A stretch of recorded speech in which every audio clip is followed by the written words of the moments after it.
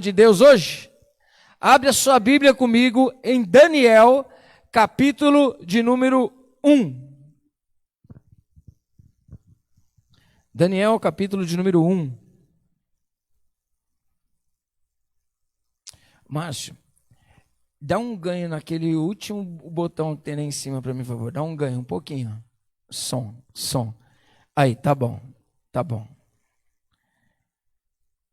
Glória a Deus. Daniel, capítulo de número 1. Acompanha aí comigo essa leitura. Eu vou fazer o seguinte, eu vou ler o capítulo 1 inteirinho. Quem já leu a história de Daniel? Já leu a história de Daniel? Gente, hoje à tarde, estava escrevendo sobre um material que Deus colocou no meu coração. E aí eu comentei com a minha esposa, falei assim, amor, eu não sei como uma pessoa tem coragem de ler a Bíblia. Você já ouviu isso, Ronaldo? A pessoa lê a Bíblia e depois diz assim, acho pouco. Eu não... Ler a Bíblia e não conseguir se converter. É ser muito humano, né? Porque assim, a Bíblia diz que é o Espírito Santo que age na nossa vida. E às vezes, quando a gente olha para a Bíblia e tem muita visão aberta das coisas, não é porque a gente é o mais inteligente, é porque o Espírito Santo ilumina a gente. E aí eu fico tão fascinado pela riqueza da palavra de Deus, que eu falo assim, meu Deus do céu, como uma pessoa pode ler um livro como esse, ler livro, eu estava escrevendo sobre Neemias, sobre o ministério do apóstolo, profeta e mestre, a atuação desses 3 ministérios ao mesmo tempo, e tudo tem a ver com a história de Daniel, porque Daniel ele faz parte de um povo que foi levado cativo. E a história dele é tremenda. Amém? Eu vou ler para você ter o registro das Escrituras no seu coração. E depois nós vamos ministrar parte a parte a importância do posicionamento desses 4 jovens. Talvez você já ouviu muito em falar de estar posicionado. Hoje eu quero pegar cada ponto do pensamento que Nabucodonosor estava tendo e trazer isso para aplicação na nossa vida. Amém? Vamos ler então. Diz assim, capítulo 1, versículo 1. No 3º ano do governo de Joaquim, rei de Judá, Nabucodonosor, imperador da Babilônia, atacou a cidade de Jerusalém e a sitiou. Então o Senhor, o Deus eterno, entregou a Joaquim, rei de Judá, e toda a cidade, cativos, nas mãos de Nabucodonosor. Até alguns dos utensílios sagrados da casa de Deus, o templo, foram sequestrados, levados para o templo do Deus de Nabucodonosor, nas terras de Sinar, isto é, na região da Babilônia, e os depositou reverentemente na casa do tesouro da sua divindade. Ponto. Deixa eu dizer rapidinho. Esse trecho das Escrituras diz desse homem que Deus permitiu que ele entrasse nas terras de Judá, saqueasse o templo. Imagine trazer para os dias de hoje, Deus permitiu que esse homem, Ronaldo, entrasse nas terras de Judá e saqueasse a igreja. Imagine um negócio desse. Permitiu que ele não só saqueasse a igreja, como saqueasse também toda a cidade de Judá. E não somente saqueou, como levou a nobreza cativa para a Babilônia, deixou um povo pobre, desanimado, e os muros da cidade, que é proteção, deixou derribado, tacou fogo em tudo, e deixou um povo lá, sem expectativa nenhuma. A nobreza, ele levou para a Babilônia. Amém? Apóstolo, mas por que Deus permitiu isso? Preste atenção. Segundo diz a palavra do Senhor, esse Deus que é amor, quem conhece o Deus que é amor aí? Você conhece o Deus que é amor? Aleluia, eu também conheço. Eu não conheço a ira de Deus. Eu não conheço a ira de Deus. O mundo tem desfrutado do amor de Deus. A ira de Deus não tem pesado sobre nós. Então a gente tem sequer nem noção do que é o Deus irado, a não ser que a gente leia as Escrituras. Amém? Mas Deus, esse Deus que nós estamos pregando aqui é um Deus que não tem o culpado por inocente. Diga para a pessoa do seu lado assim: brinca não, irmão. Mas diz com autoridade: brinca não. Porque se Deus decidir cobrar o nosso posicionamento, o teu título, a igreja que você frequenta, a família que você tem, não te livrará das mãos de Deus. Não, mas eu sou líder de uma igreja. Ah, esquece. Deus não respeita nada disso, porque a igreja é de quem? Dele. Ele é o dono da igreja. Somos funcionários de Deus. E não temos noção disso. Às vezes a gente brinca. O povo também brincava. Cada um fazia o que queria e se afastava dos valores de Deus. E eles achavam que Deus, a gente tem o templo, você acha? A gente tem a igreja de Deus aqui. O templo que foi edificado com toda essa riqueza é nosso. Nós temos Deus aqui. Não, não. As coisas físicas não prendem Deus. O nosso posicionamento, a nossa fidelidade, a nossa aliança, quando não quebrada, isso atrai a presença de Deus no meio de nós. Não adianta nada ter a arca como um amuleto, não adianta nada ter a igreja como amuleto. Precisamos ser a igreja do Senhor Jesus Cristo. Nosso coração tem que estar voltado para Deus, porque nada impede Deus quando Ele quer agir. E Ele usou Nabucodonosor. E para as pessoas, era algo que entrava em choque o coração deles. Como pode Deus usar Nabucodonosor, um rei que não tem aliança com ele, para cobrar o povo dele? Está dando para entender? Abacuque, em sua oração, ele olha isso.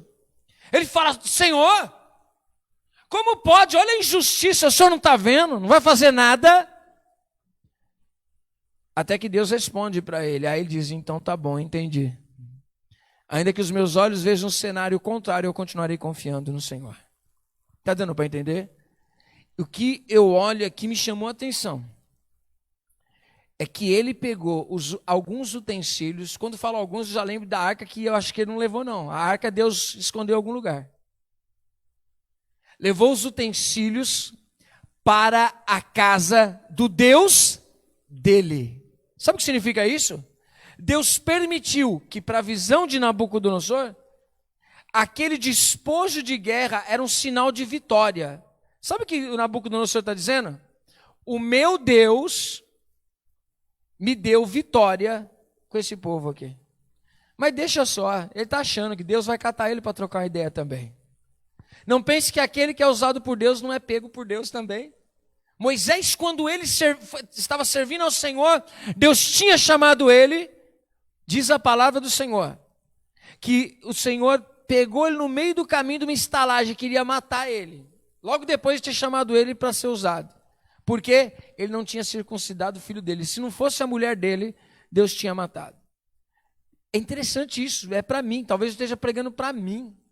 Ou talvez esteja ensinando para você, que quando você ensina as pessoas, Deus vai pegar você primeiro para trocar ideia. Vai nos alinhar, Ronaldo. Essa é a proposta de Deus. E fala assim: mas apóstolo, as coisas de Deus são santas quando Deus está nelas. Se Deus não estiver nelas, esquece. Quem está entendendo? Diz a palavra que Nabucodonosor vai lá e rebenta com a cidade, leva tudo. Depois, a gente não vai entrar nesse mérito, mas depois Deus chama Nabucodonosor, vai vir trocar ideia. Quando Nabucodonosor sobe lá no alpendre da casa dele, lá ele olha e fala assim, no palácio, ele fala assim: essa é a grande Babilônia que eu construí com o meu poder. Aí Deus falou assim: agora eu te pego. Aí deixou ele insano, até ele reconhecer que Deus é Deus que governa nos céus e na terra. Amém? Ponto. Só para você ver que Deus não deu boi também. Talvez você fale assim: tá vendo? Deus deu boi para o inimigo, meu. Não, Deus chamou o inimigo para trocar ideia também, trocou uma ideia forte. Aí ele teve uma ideia. E é sobre essa ideia que eu quero ministrar para você hoje. Continuando, versículo de número 3. Está muito fechado, eu estou forçando a voz aqui para me ouvir aqui. Eu precisava de um pouco de brilho aí. Se conseguir, para mim aqui, não precisa para a live. É o médio, né? Vê aí, André, o médio. Som. Porque para mim eu estou forçando bastante aqui. Vê se consegue, André, dar um médio para mim, por favor. Som. Vamos aí no versículo de número 3. Versículo de número 3 diz assim, ó. Mais tarde, tá bom assim, André, tá bom. Mais tarde, o rei ordenou a Aspenaz, seu mordomo e chefe dos oficiais da sua corte, que trouxesse alguns dos israelitas da família real e da nobreza. Jovens sem imperfeições físicas, de boa aparência, inteligência, bem instruídos, que dominassem várias áreas do saber e fossem hábeis e capazes para servir ao palácio de Nabucodonosor. Ele próprio, próprio rei, ficaria encarregado de lhes ensinar o idioma e a cultura dos caldeus babilônicos. E o rei designou-lhes uma porção diária das melhores iguarias de sua mesa e do vinho que ele mesmo bebia. Eles passariam por um período de treinamento que levaria 3 anos e depois disso estariam habilitados para servir ao rei. Dentre esses estavam alguns jovens, vindos de Judá, cujos nomes em hebraico significavam Daniel, Deus é meu juiz, Ananias, Jeová, o Yahvé, é misericordioso, Misael, ninguém se compara a Deus, e Azarias, o Senhor é o meu socorro, Yahvé é meu socorro. O chefe dos oficiais, entretanto, deu-lhes novos nomes. A Daniel chamou Beltesazar, que em babilônico quer dizer Bel proteja a sua vida. A Ananias denominou Sadraque, que significa amigo do rei. A Misael nomeou Mesaque, quem é como o deus Lua. E Azarias deu o nome de Abidnego, servo do deus Mercúrio. Daniel, porém, decidiu, junto com seus companheiros, no seu coração a não se tornar impuro, consumindo as iguarias do rei, nem com o vinho especial servido à mesa real. E solicitou ao chefe dos oficiais permissão para se abster daqueles alimentos. E Deus fez com que o chefe dos oficiais fosse bondoso para com Daniel e demonstrasse consideração por ele. Todavia, aquele mordomo advertiu a Daniel, dizendo: eu tenho medo do meu senhor, o rei, que determinou a vossa comida e a vossa bebida. Se ele achar que os vossos rostos mais abatidos do que os outros jovens da vossa idade, o rei poderá pedir a minha cabeça por vossa causa. Então Daniel disse ao encarregado, designado pelo chefe dos oficiais para cuidar de Daniel, Ananias, Misael e Azarias: peço-te que faças uma experiência com os teus servos por 10 dias, dando-nos apenas legumes para comer e água para beber. Depois compare a nossa aparência com a dos jovens que comem as iguarias da mesa do rei, e trate os teus servos conforme a tua própria vontade, segundo a observação que você fizer. Assim, ele atendeu ao pedido de Daniel e observou a experiência proposta por 10 dias. Passados 10 dias, a aparência dos 4 rapazes era melhor e demonstravam estar mais saudáveis e fortes do que todos os jovens que se alimentavam da comida da mesa do rei. Assim, o encarregado tirou a comida e o vinho do rei, que lhe havia sido designado, e em lugar dessas iguarias e do vinho real, passou a servir-lhes vegetais. No caso desses 4 jovens, aprove a Deus lhes abençoar com especial sabedoria e inteligência em toda a cultura e ciência. E Daniel ainda recebera algo a mais, sabia interpretar sonhos e visões de todos os tipos. Então, passado o tempo em que o rei havia determinado para a preparação dos jovens servos, o chefe dos oficiais os trouxe à presença de Nabucodonosor e os apresentou. O rei conversou com eles e não encontrou ninguém que se comparasse a Daniel, de modo que eles passaram a servir ao rei. E o rei concluiu que eram 10 vezes mais sábios e instruídos do que todos os magos, místicos e adivinhos que haviam em todo o seu reino, e isso em todos os assuntos e matérias referentes ao saber e ao discernimento, sobre os quais o rei os inquiriu diligentemente. Assim, Daniel permaneceu como oficial do rei até o 1º ano de Ciro, o imperador. Amém? Eu quero levar você hoje a um raciocínio. Existiam várias estratégias de guerra. Nós temos as estratégias dos gregos, nós temos a estratégia dos romanos, nós temos a estratégia dos persas. Hoje eu estava escrevendo sobre o tempo de Neemias, Esdras, que é um tempo dos persas. É o tempo que vem depois desse reinado babilônico. E no reinado babilônico o rei tem a seguinte ideia: vamos pegar uma elite e trazer eles para estar perto de mim e eu vou ensinar eles. Imagine só você jovem, ser escolhido na melhor faculdade, para estar do lado do presidente, traz para os dias de hoje.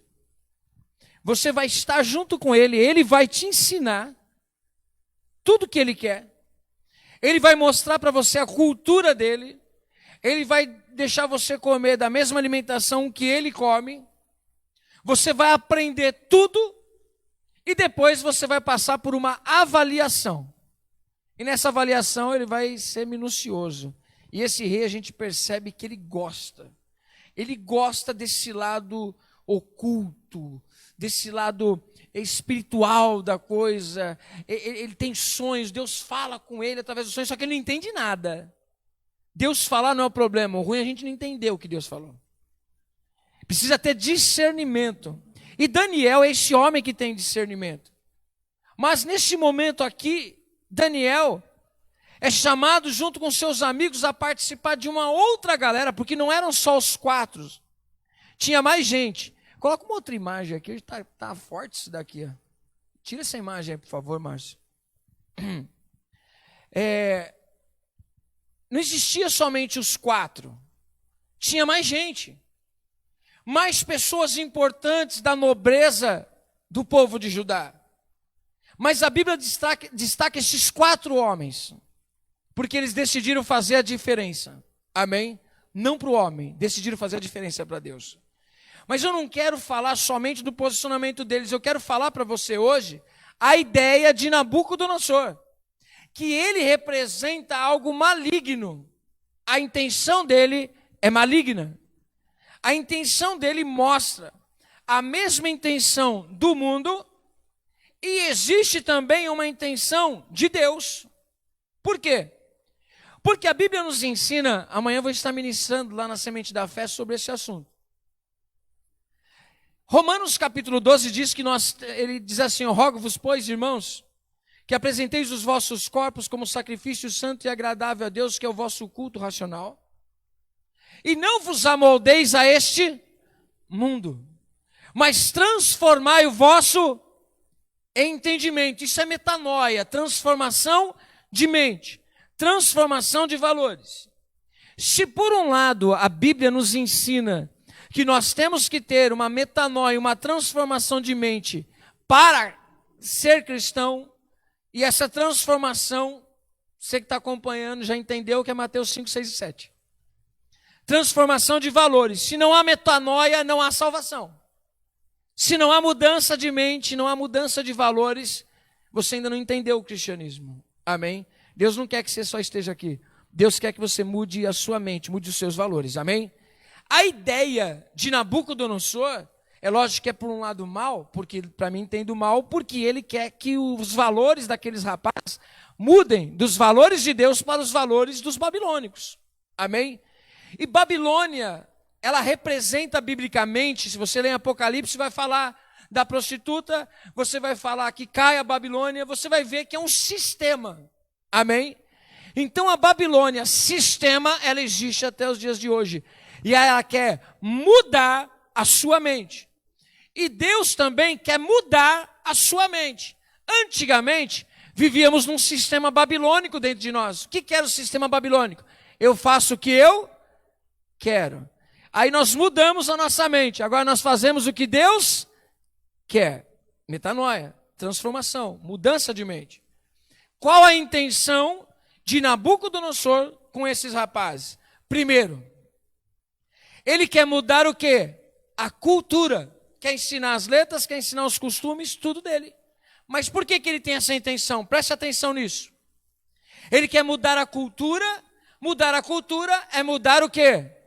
Valores. Está dando para entender? Quando o imperador decide, vou mudar a cultura desses rapazes, não só dos 4, mas de todos os rapazes que estariam ali ouvindo ele, ele está dizendo o seguinte: eu vou transformar a cultura deles na cultura babilônica. Transformar a mente deles. Esse é o grande problema. Se nós, como igreja, como cristãos, não colocarmos, estabelecermos valores, o mundo vai mudar o valor em nós. Quem está entendendo?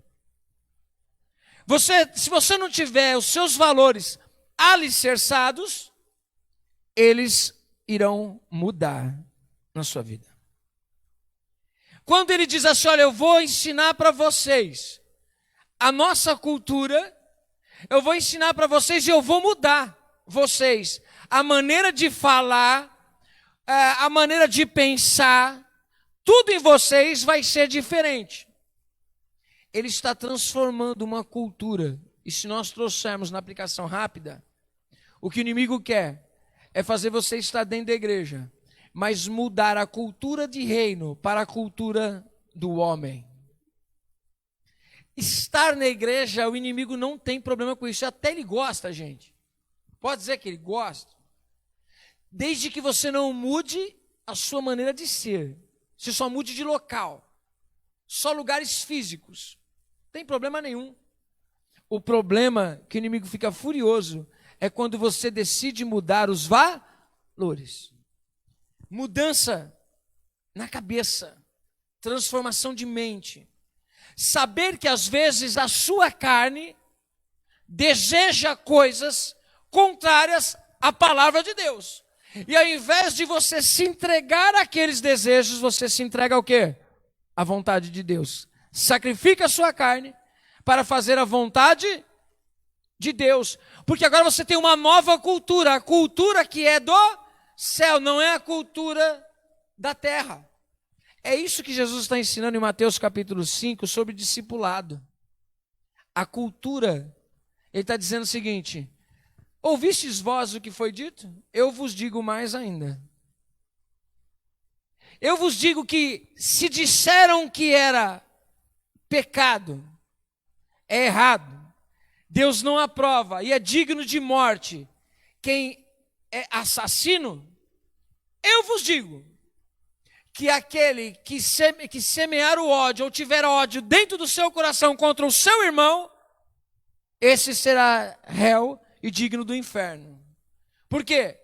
Porque assassina o seu irmão dentro do seu próprio coração e assassina o irmão no coração dos outros. Está dando para entender? Cultura do céu.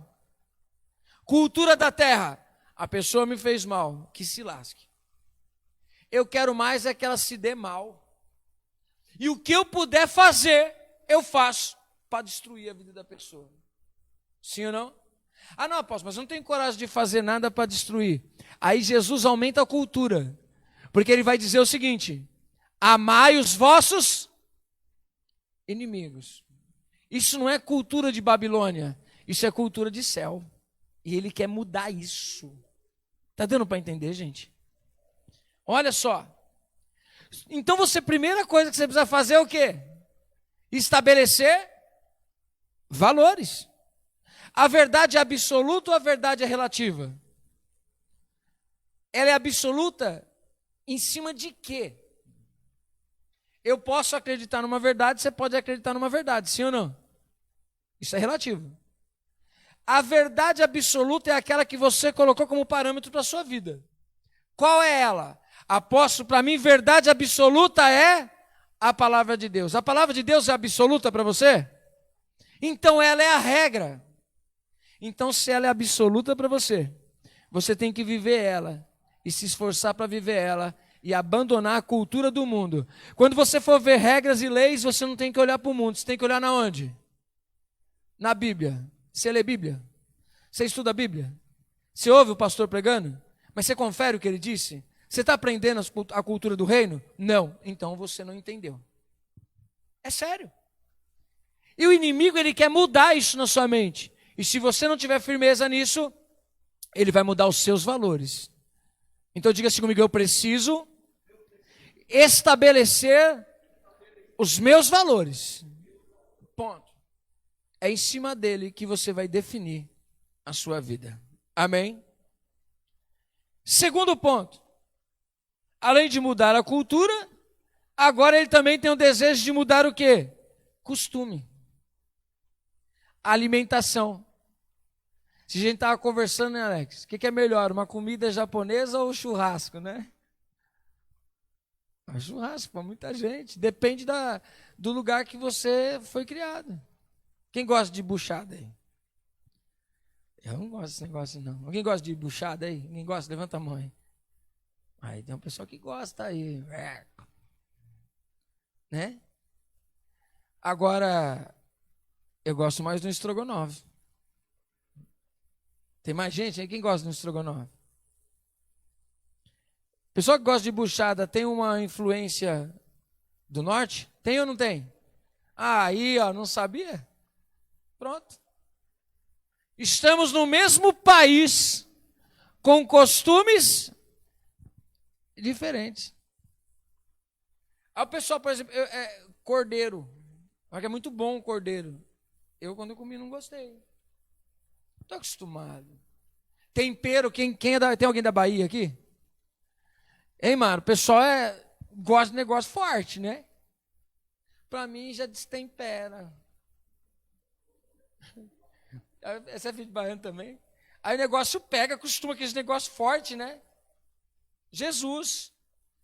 Para mim, galinhada é coisa forte já. Olha. A feijoada com todos os pertences, para mim, já é feijoada demais. Tem que ser coisa light. Esse corpo todo aqui é por causa do doce, irmão. Não é por causa da feijoada. É o doce, né, Letícia? É o doce que destrói com a gente. É os potinhos de churros. Essas coisinhas assim que acabam com a gente.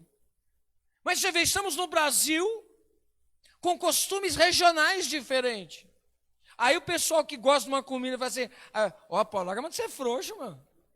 Seja homem, come esse negócio aí. Não é? Costume. Quando ele começa a mudar o costume, ele está mudando hábitos. Tinha coisas que eu também eu nunca tinha experimentado. Mas quando eu experimentei, acabei gostando. E virou um costume comer alguma coisa que eu não tinha o costume de comer antigamente. Ponto. Fui me adaptando a uma cultura, fui me adaptando. Quando a minha esposa gosta de mais tempero. Se eu fizer um arroz, irmão, é a coisa mais fácil. É arroz, sal e o sazão. Para que mais que isso? Aí tem gente que tem o trabalho e corta o alho, e picota cebola, e faz isso, aquele tempero especial, né, Evelyn? O Fabinho gosta daquele monte de coisa assim, né, Joana? Para tudo para quê, gente? Tão simples. Tive que me acostumar com um pouquinho mais de tempero.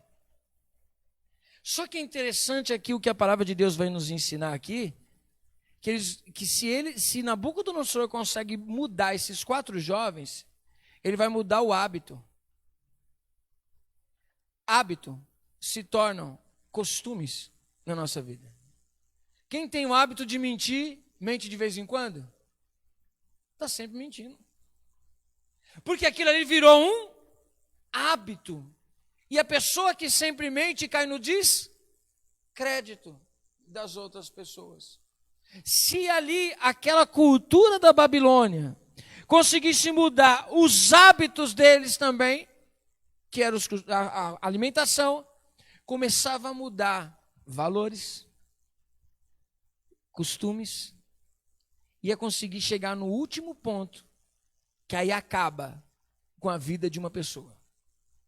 Quer saber qual é ou quer parar por aqui? Vamos nessa? Vamos mais uma? Então, primeira pergunta que eu faço para você, por causa da cultura. Quais são os seus valores? Você precisa estabelecer valores. Quase que dou um coach aqui já, né? Quase dou um coach aqui. Você precisa estabelecer os seus valores. Que é em cima dele que você vai pautar a sua vida. Ponto. Segunda coisa. Quais são as suas práticas? Isso vai se tornar na sua vida um costume. Tá dando para entender? Eu peguei leve em falar de mentira. Quem entende o que eu estou falando? Que é muito maior. Vira um vício. Vira um vício. E a carne facinho vicia, sim ou não? Gente, você sabia que o problema das drogas é justamente esse? Cada um responde a ela de uma maneira. Eu, graças a Deus, nunca experimentei. Eu caí dentro d'água quando fui fumar minha primeira maconha. Estou até hoje sem fumar a primeira. Eu não sei como eu responderia a isso. Tem gente que já experimentou e abandonou. Tem gente que se tornou pouco e caiu para o crack. Cada um, o corpo se manifesta de uma maneira. E o corpo se torna dependente. E nós, como somos pessoas que estamos na carne, existimos ainda na carne. Você existe na carne ainda? Ou já virou Gasparzinho? Tem um montão de coisa na sua e na minha carne que às vezes soa nos poros o desejo de querer aquilo. Eu quero. A carne deseja coisas. Aí você começa a alimentar a carne, aquilo se torna um vício. Um vício em você. Aí você descobre no que você está viciado. Quem está entendendo, diga glória a Deus. Terceiro, a gente podia abrir mais ainda esse leque. Amanhã eu vou abrir mais o leque lá. Dá para fazer seminário com esses termos. Você percebeu que nós lemos aqui na King James, ela dá o nome de cada um desses rapazes que a gente conhece como Sadraque, Mesaque e Abidnego? Esse era o nome deles mesmo? Não. Esse é o nome que Aspenaz teve a ideia de mudar, para que eles se adequassem à cultura babilônica. Eles até chamavam eles pelo nome, mas eles não mudaram o caráter. Eles não mudaram os valores dele. Eles falaram assim, ó, nós não vamos mudar o nosso costume, não vamos comer carne de porco, não vamos comer as carnes, a alimentação sacrificada aos ídolos de Nabucodonosor.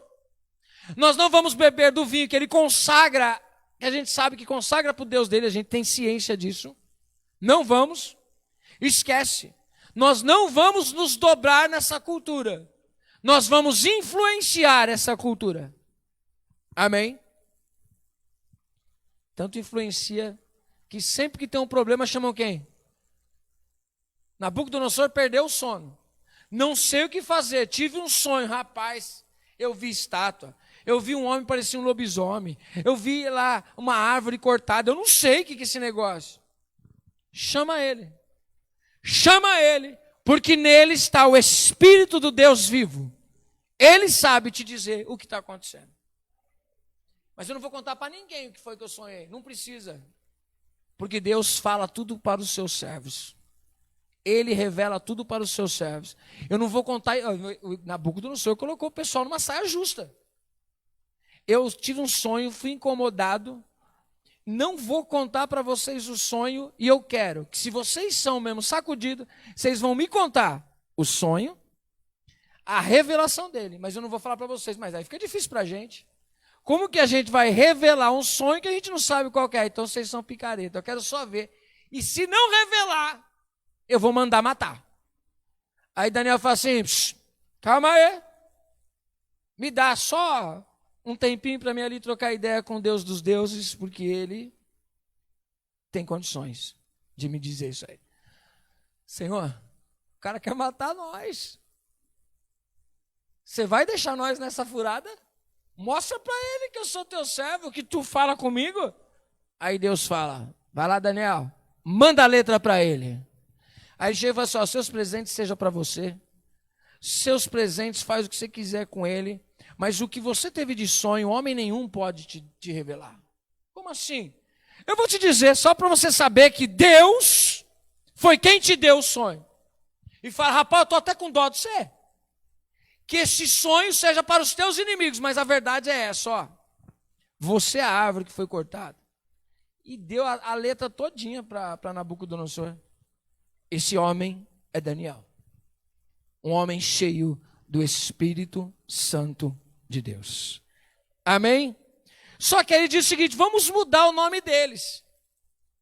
Porque, meu irmão, mudar a sua identidade de filho para bastardo é o que mais Satanás quer.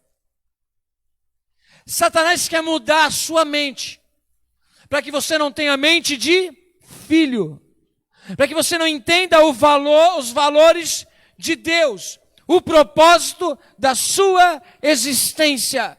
Um nome não é simplesmente um nome, o nome carrega em si uma história. Quem está entendendo? O nome deles é quem eles são. Quem eu sou? Nós vimos aqui os nomes, eu fiz questão de deixar anotadinho aqui, ó. Quem é você, Beltesazar? Não, para vocês podem me chamar de Beltesazar. Mas o meu nome tem um significado, Deus é meu juiz. Eu vou continuar servindo a Deus. Você pode me chamar de Beltesazar, é problema seu. Mas você não vai mudar quem eu sou Daniel. Tanto que você vai ver que Daniel, por mais que chame de Beltesazar, olham para ele e dizem assim, Daniel, você é o cara cheio do Espírito Santo. Ananias, vem cá que você vai ser chamado de Sadraque. Ele falou assim, não, você pode me chamar de Sadraque, mas eu serei chamado, euzinho aqui, a minha identidade é que o Senhor é misericordioso, eu tenho identidade com Deus. Misael, eu vou mudar seu nome para Mesaque, você pode mudar. Você acha que o seu Deus, né, quem é como o Deus Lua? Não. Ninguém se compara a Deus. É isso que significa o meu nome. Você não vai mudar a minha identidade. Azarias, o seu nome vai ser Abidnego. O nome feio. Daí eu acho que Azarias ficou com vontade de bater nele. Porque o nome é muito feio. Mas significa servo do Deus Mercúrio. Não. Yahvé, o Senhor, é o meu socorro. É a Ele que eu sirvo. Você não vai mudar isso em mim. Você pode me chamar, mas você não vai mudar. Eu não vou aceitar esse nome sobre mim. E você pode ver que dentro dos posicionamentos que o rei tem com esses homens, Deus honra eles. Deus honra Daniel, Deus honra Sadraque e Mesaque quando é jogado lá na fornalha de fogo, porque é no reinado de Nabucodonosor. Está dando para entender? Então nós entendemos aqui como último, que o propósito de existência, o seu propósito de vida, não pode ser mudado. Apóstolo, mas eu nem sei que propósito eu tenho de vida. Puxa vida, vê se dá um pulinho na nossa semente da fé amanhã. Para me ministrar sobre propósito de vida para você. Hoje fica longo, não dá tempo. Mas o seu propósito, resumidamente, é adorar a Deus. Você foi criado para isso. Adorar a Deus, desfrutar desse amor dele e compartilhar do amor dele com as pessoas. Isso tudo reverbera em todas as áreas da sua vida. Aí você vai trabalhar para a glória de Deus, você vai se casar para a glória de Deus, você vai viver para a glória de Deus, tudo você vai fazer para a glória de Deus, porque você foi criado para a glória dele. Isso é propósito de existência. Apóstolo, mas eu vou ter um propósito de ganhar muito dinheiro. Amém, que assim seja. Com a permissão de Deus, para que você ajude ao necessitado. Não, eu quero ganhar dinheiro para me ser o tal. Você perdeu o propósito. O propósito é glorificar a Deus. O dinheiro que você ganha, o trabalho que você tem, a vida que você tem, em todos os sentidos, é para a glória de Deus. Não é para a minha glória. Então você não se converteu. Então a sua identidade não está alinhada ao que Deus preparou para você. Quem está entendendo, diga misericórdia. Olha, eles disseram não às 3 áreas, porque eles já tinham uma identidade. Hábitos e valores formam em sua vida a sua razão de existência. Hábitos, costumes, eles vão dar direção ao seu propósito. Amém? Quem está entendendo, diga glória a Deus. Te faço uma pergunta. É que, na verdade, tem tanta coisa para a gente perguntar aqui, mas em que você acredita? Você vive para quê? Qual o sentido, a razão da sua existência? A pergunta é: pelo que você tem coragem de dar a sua vida? Você dá a vida por aquilo que você acredita? Esses homens, eles dão a vida pelo que eles acreditam. Lembre-se da passagem aqui, está em Daniel também. O rei manda fazer uma algazarra, uma festa tremenda, chamando as pessoas para adorar a imagem que ele criou. Estudiosos dizem que essa imagem que Nabucodonosor criou era a estátua dele. E aí ele disse, o pessoal chegou e falou assim: ó rei, tem 3 carinhas aí, que esses 3 carinhas são rebeldes. Quando o senhor faz aí a festa toda para a gente vir aqui adorar o Deus, essa estátua que você levantou, esses 3 caras não vêm não. Sério? Quem são esses caras? O tal de Sadraque, Mesaque e Abidnego. Sério? É. Quando o senhor faz esse barulho todo, eles falam que não vão vir. Então chama eles aqui. Pois não, rei. Que história é essa? Que quando a gente faz o nosso carnaval aqui, você não vem participar? Vocês estão em rebeldia contra mim? Fala assim: não é nada contigo não. A ideia é a seguinte, que a gente não vai participar dessa festa de idolatria que o senhor está fazendo. Só isso. A gente está deixando de honrar no nosso compromisso? A gente está sendo administrador das províncias que o senhor colocou a gente. Está alguma coisa errada? Não. Eu só tenho uma crença diferente da sua. E você vai ter que me respeitar. Fala: não, quem manda aqui sou eu.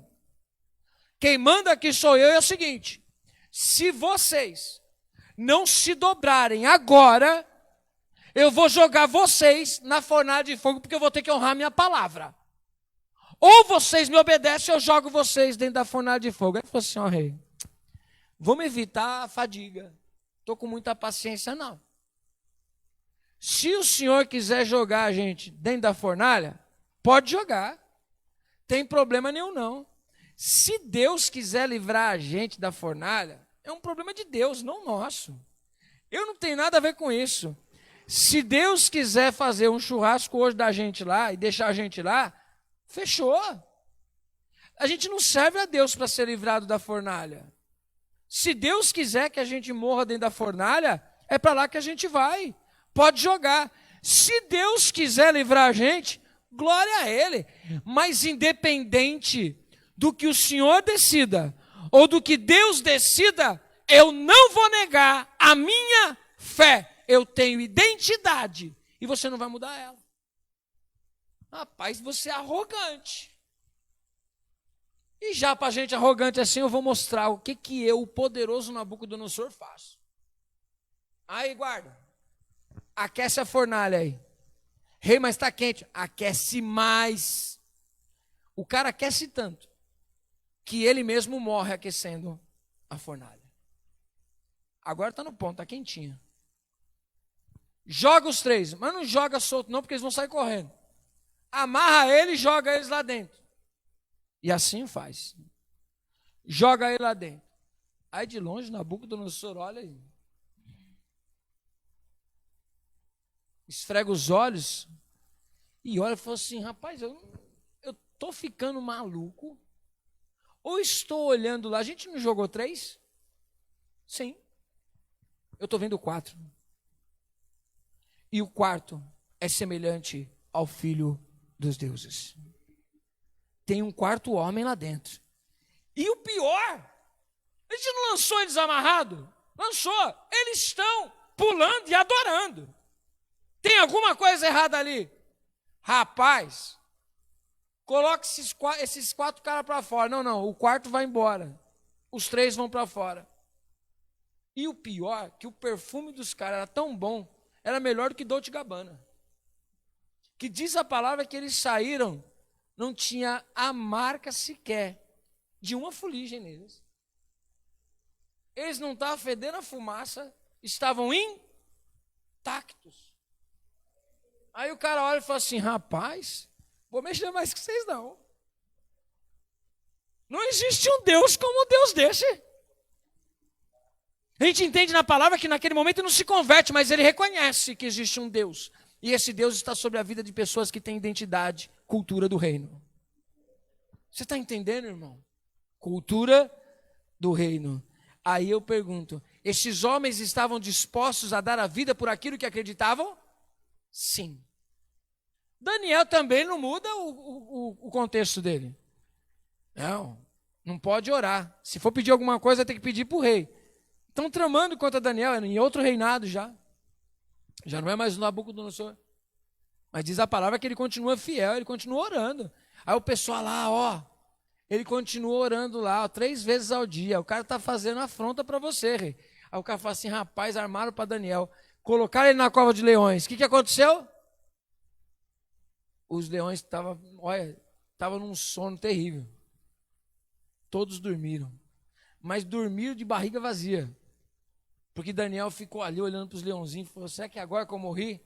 Aí Deus falou com ele, não, agora não, Daniel, vou tirar você daí já. Daqui a pouco o rei vem desesperado. Daniel, você morreu, está vivo. Ele diz, vive, ó rei. Fica em paz, mano. Deus sabe que eu não tenho nada de errado. Deus sabe da fidelidade do meu coração. Gente, abre logo, rola essa pedra, tira essa pedra daqui, tira esse cara daí de dentro. O Deus de Israel é o mesmo Deus hoje, fiel aos seus fiéis. Se nós formos infiéis, ele continua sendo fiel. Imagine se nós formos fiéis. O que é que nós não vamos viver de Deus? Só que você não vai conseguir ser fiel se você não tiver algo na sua vida que você acredite a ponto de dar a sua vida por aquilo que você diz que acredita. Amém? Então não troque a sua adoração para agradar homem algum. Ei, vem cá. Você acha que mudaria alguma coisa se eles se dobrassem externamente, mas dentro deles eles não se dobrassem?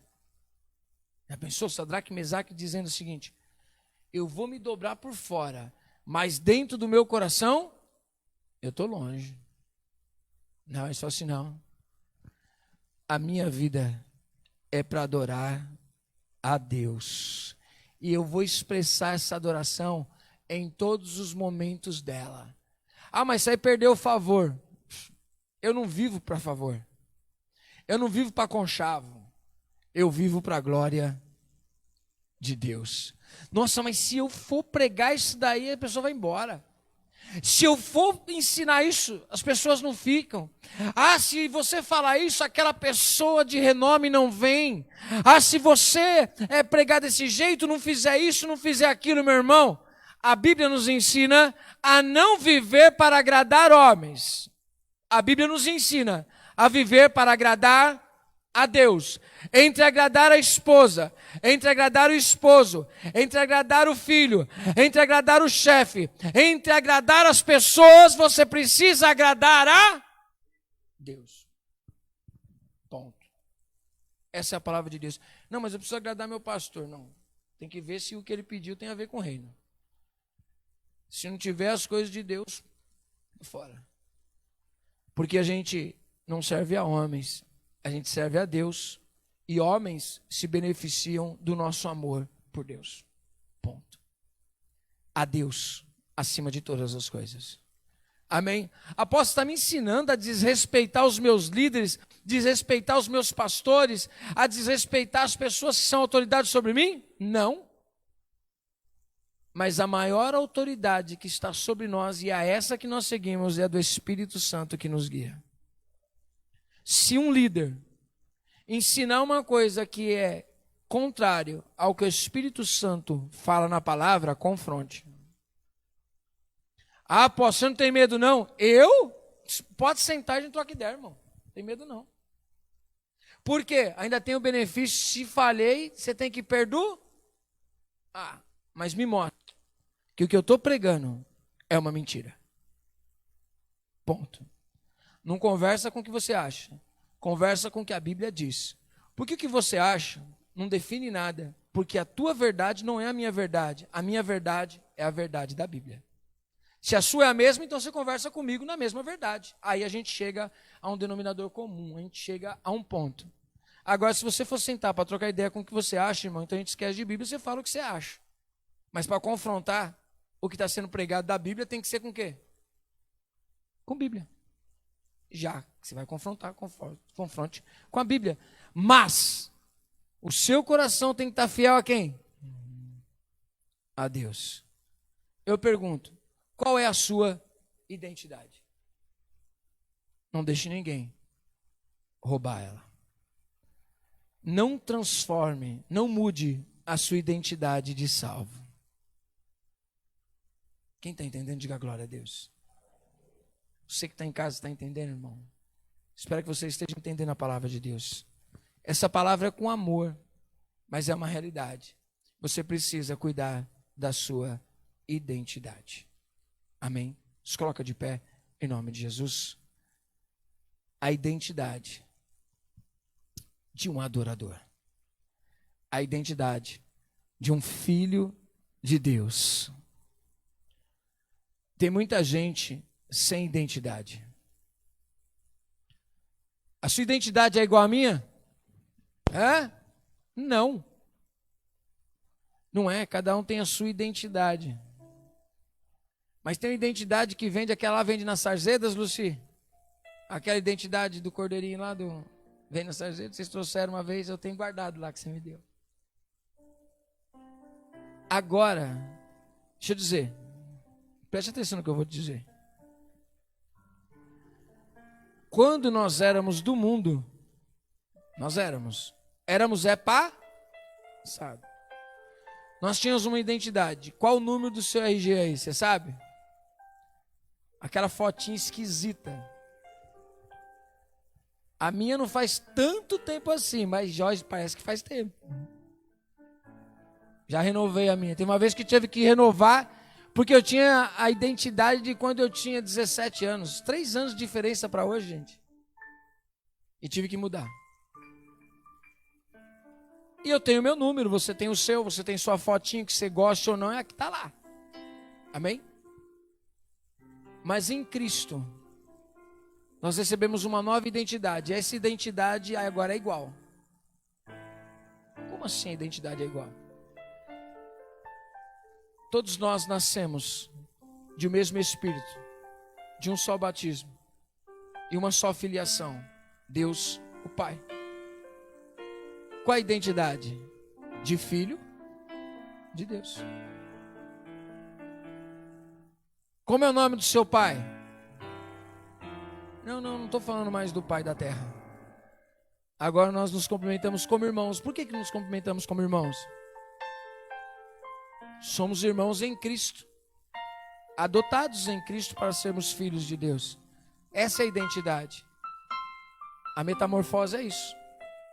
Agora eu não vivo mais para o mundo. Agora eu vivo para Deus. Até que cheguemos ao nível de dizer: já não vivo mais eu. Cristo vive em mim. Diga assim, ó, presta atenção. Você vai dizer comigo, mesmo que não seja o momento. Você que está em casa, você que está aqui, feche seus olhos assim e analise isso que você vai dizer. Porque Paulo um dia não pôde dizer isso, mas ele amadureceu. Diga sim e analise depois, no seu dia a dia, o que você vai dizer agora. Com seus olhos fechados, você que está em casa, você que está aqui, diga assim: agora já não vivo, mas eu, Cristo vive em mim. Repete de novo. Já não vivo, mas eu, Cristo vive em mim. Ponto. Essa identidade não pode ser mudada. Você tem que dar a vida por essa identidade. Você está entendendo a palavra de Deus? Então deixa eu orar com você. Vamos orar neste momento. Feche seus olhos. Talvez as lutas, as dificuldades que estão à sua volta estão querendo roubar essa identidade. os problemas, as situações querendo te dizer não. É coronavírus, é enfermidade, é porta de emprego. São as ofertas à sua volta querendo dizer para você, não, você não é filho de Deus. Não queira provar isso para as pessoas, queira sentir isso do Espírito no teu espírito. O Espírito de Deus com o nosso espírito mostra que nós somos filhos de Deus. Senhor nosso Deus, neste momento nós oramos, Senhor. E eu te peço, fortalece essa identidade no coração de cada um, Senhor. A identidade de filhos. Que nada possa nos roubar. Ao contrário, nós possamos estar firmes como verdadeiros adoradores, Senhor. Adoradores do teu reino. Pessoas que buscam fazer a tua vontade, Senhor. Espírito Santo, fortalece o coração de cada um que aqui hoje está, Senhor, para adorar o seu nome.